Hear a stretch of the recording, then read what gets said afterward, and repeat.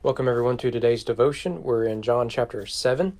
So we come from a climactic chapter, chapter 6, where a lot of the themes introduced in this first 5 chapters are find sort of their fulfillment in chapter 6. And those themes, of course, will come back. Chapter 7 almost resets it. Some of the same conversations from 5 and 6 show up, like the talk of Moses. But for the most part, the tone really changes. So now what we're seeing is the people of Israel, particularly the religious elites and others, are rejecting Jesus. There are some who are sympathetic to him, but largely reject him in the end. And in fact, although we're going to do a lot of skipping, I'm hope to keep it short today since we went a little longer yesterday. The first people to reject Jesus is actually his own family. So in verse 2, it says, "Now the Jews' feast of booths was at hand." And one of the things we've shown since chapter 1 is that there is an emphasis on Jewish festivals. The most important is that of Passover, because Jesus is a true and better Passover lamb. But even amid that, or in addition to that, we have these other feasts being highlighted, and they each emphasize their different things. This has to do with the wilderness experience. But Jesus initially decides he's not going to go to Jerusalem to celebrate the festival. And his brothers, particularly, who many will later become leaders in the church, James and Jude, his real name's Judas, in particular, both wrote books of the New Testament. They almost mock Jesus, saying that if you really are who you think you are, you need to go where the people are, right? You need to build a platform, get a lot of Twitter followers, whatnot. And Jesus initially says, no, that's not how the system works. But he does eventually decide to go privately to the festival to celebrate. And what he faces there is the authorities are looking to arrest Jesus. So in John's gospel, the confrontation with Jesus comes early. The other gospels do it as well. The other gospels develop the rejection of Jesus and the religious elites. It's a longer story arc. But in John's gospel, it's right away. They don't like this guy, and he doesn't develop it quite as much as the others. But I want to go down to verse 25 again, just to save some time. By the way, if you want to look at another reference to Moses, start in verse 21. Remember, that's been a theme, chapters 5, 6, and 7. That's a theme. You are rejecting Moses when you reject me. So this rejection is a big theme. Verse 25, "Some of the people of Jerusalem therefore said, 'Is not this the man whom they seek to kill? And here he is speaking openly, and they say nothing to him. Can it be that the authorities really know that this is the Christ? But we know where this man comes from, and when the Christ appears, no one will know where he comes from.' So Jesus proclaimed as he taught in the temple, 'You know me, and you know where I come from, but I have not come from my own accord, of my own accord. He who sent me is true, and him you do not know. I know him, for I come from him, and he sent me.' So they were seeking to arrest Jesus, but no one laid a hand on him, because his hour had not yet come. Yet many of the people believed in him. They said, 'When the Christ appears, will he do more signs than this man has done?'" So notice a couple of themes here. One is this issue of where is Jesus from? Now, in John's gospel, there is no nativity story. Whereas in Matthew and Luke, that's an important part of introducing the reader to Jesus, born of a virgin, and in John's gospel, he's Logos. And now, so in chapter 1, we see that the Logos becomes flesh. Now, that is incarnation language, but it's not through narrative. John gives us the theology.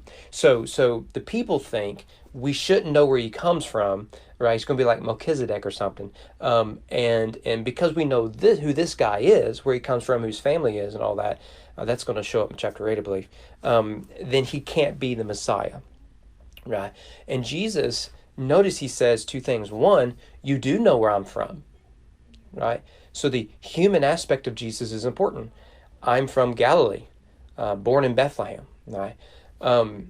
But then he says, you don't know where I'm from because you reject Moses, you reject the prophets, you reject all of that. I am the one that has come down from above. So what we see here is the incarnation in reality. On the one hand, it is true Jesus is from Nazareth. On the other hand, it is true that Jesus is from heaven itself. And Jesus says, this is what makes me the Messiah. Not that you know my parents, though that's part of it, but that the Father has sent me to you to bear witness to you that I am the Logos, the life, the light, and the Lamb. Well, skip down to verse 37. One other theme we need to introduce here. We've seen this already. Verse 30, no one laid a hand on him because his hour had not yet come. This, of course, is foreshadowing.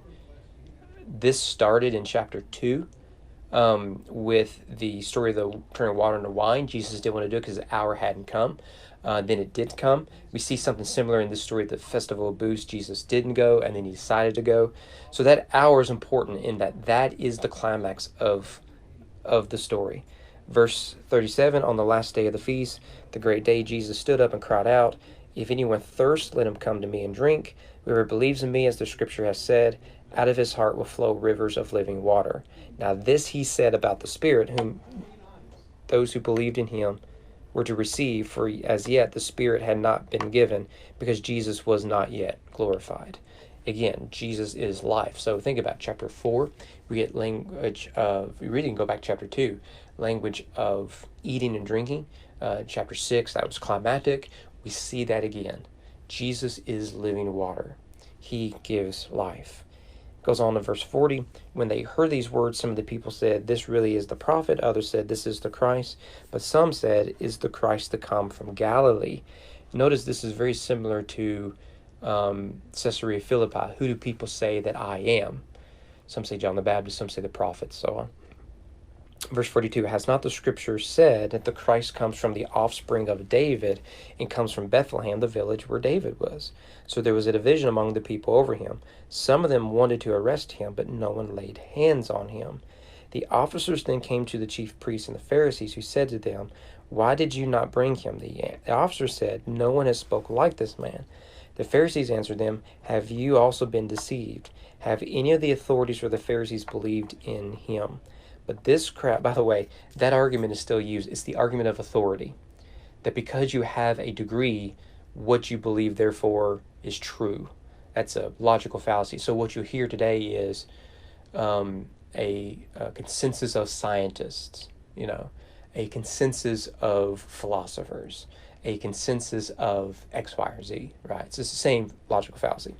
But this crowd that does not know the law is accursed. Nicodemus, who had gone to him before. So you see, he's going to keep popping up at random times. Who was one of them, said to them, does our law judge a man without first giving him a hearing and learning what he does? They replied, are you from Galilee too? Search and see that no prophet arises from Galilee. So what is it that we are to do here? First of all, the main point of this chapter is to say, the one who is rejected, his followers will be rejected. As goes Christ, as goes his followers. It's going to be another theme that shows up particularly in the high priestly prayer later on in the chapter. So Nicodemus, who has come out of darkness in chapter 3, he's coming into the light. And what does he find? He finds illumination. What others find is exposure.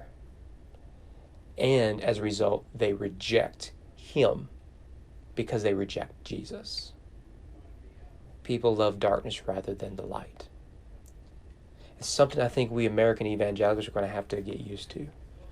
Are you willing to be rejected on account of the rejection of Jesus? And notice that last line. It says, search and see that no prophet arises from Galilee. Ironically, that's not biblically accurate. There is a prophet that arises from Galilee. His name is Jonah. And Jesus in the Gospels will declare that he is a true and greater Jonah. And for that he is. Hope to see you guys here tomorrow.